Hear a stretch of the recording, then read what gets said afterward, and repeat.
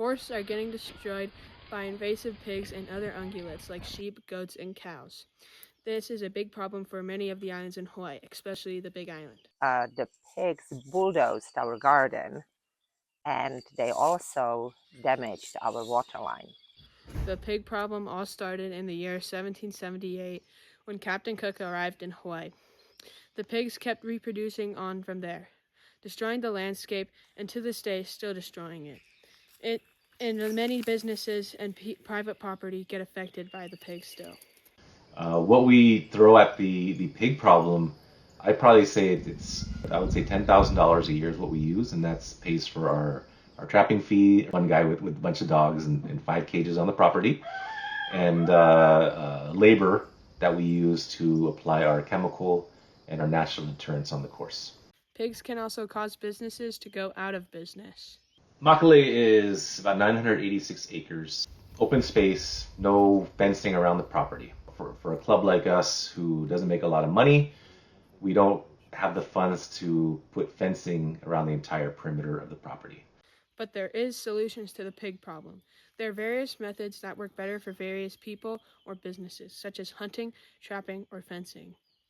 To prevent pigs from entering our land, we have bought 2 big dogs that discourage pigs from hanging around.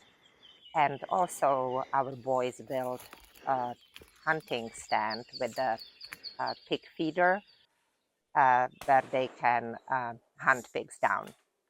We're out there morning and sunset, physically shooting them. We get about 12 to 15 pigs a week.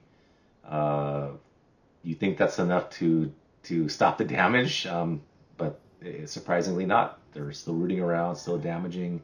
We're still seeing healthy populations running in the bushes. The thing about Big Island is that there's a lot of hunters out here. I get approached a lot. Guys when they come up here, and for a safety standpoint, we can't have hunters up here, uh, firing their rifles in direction of other hunters that they don't know is there.